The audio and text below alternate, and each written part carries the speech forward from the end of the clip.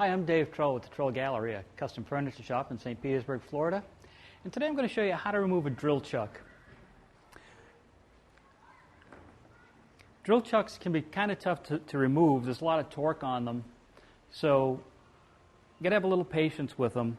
And sometimes it doesn't hurt to call your manufacturer to find out exactly what's what. Most of the chucks on the market today will have some kind of a fastener in the center. In this case, there's an Allen screw down in the center, and we need to pull that out. So we'll go ahead and remove that.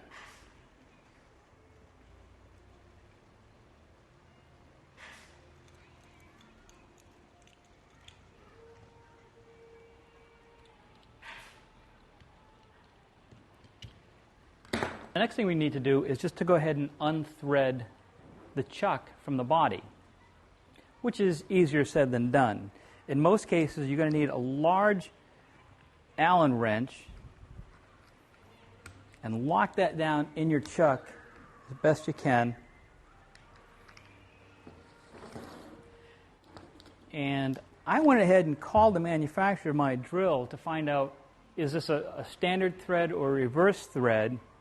And they told me that this was in fact a standard thread, so I want to go counterclockwise to remove it.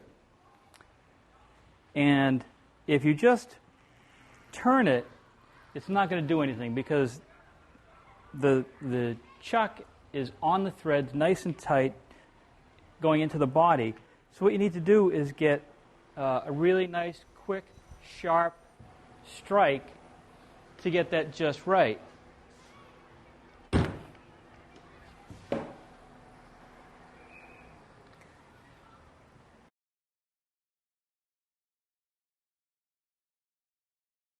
Don't be upset if you find out that you're going the correct direction, but it's not budging. You may have to take 2 or 3 whacks. It took me about 3 whacks to get this off yesterday.